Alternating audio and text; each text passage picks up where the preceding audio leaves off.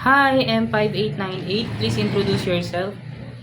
Hi, good afternoon, sir. I'm Maria Polves Lico Francisco, 43 years old. I'm married. I have three kids, 21, 20, and 19. Your civil status. I'm married, sorry. Your religion. I'm Church of Christ, Okay, and your highest educational attainment. high school graduate. Okay, tell me about your experiences as a helper. I have experience in Saudi Arabia 4 years, and I have three kids taking care of their 3 months baby, 4 years old, and 5 years old. And cleaning the house, ironing, cooking, teaching their homework, and marketing, bringing their in the school and their activities, sir. Okay, in Saudi, and in Hong Kong, you are ex-Hong Kong, right? Yeah, I have a second employer in the south in Medina.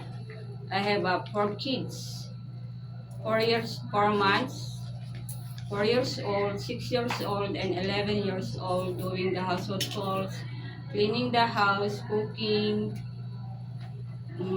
teaching their homework, and ironing, washing the clothes, and then bring there in the school. Okay, this experience is also in Saudi Arabia, right? Yeah. Okay, on your experience in Hong Kong. I have experience in Hong Kong 10 months.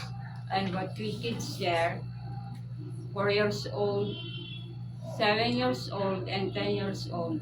Bringing them in the school, doing the household chores, cooking, cleaning, washing the dishes, marketing, and re- teaching their homework, playing with them. Okay, Sir, by the way, why suddenly your employer terminated the contract? because my employer have a financial problem. Okay, so you have a notice about that. Yes, sir. Okay. Since you have an experience taking care of a newborn babies for two employers, so you know how to prepare a milk for a newborn, right? Yes, sir. Okay. What will you do if the baby is crying or a newborn is crying?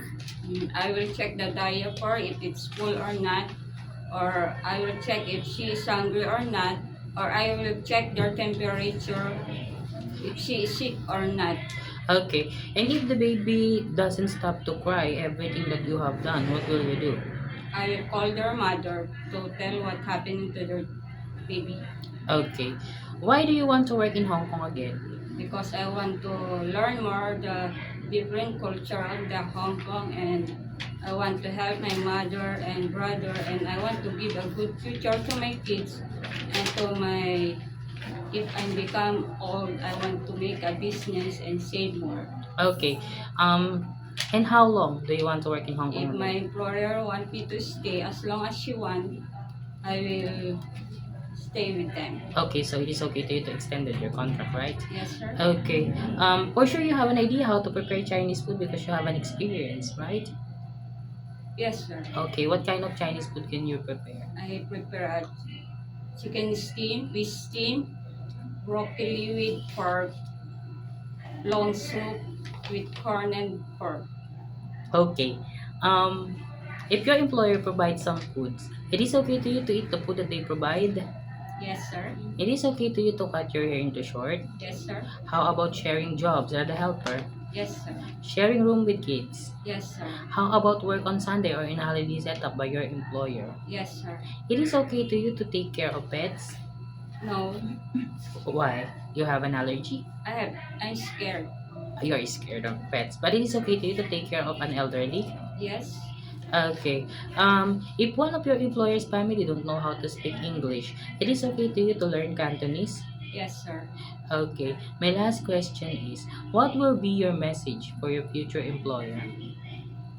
If you choose me as your helper, I will do my best to do the all responsibilities that you given to me, and I will treat your kid like my own. Thank you. Okay. Thank you very much, Miss Maria. Okay, sir. Thank you.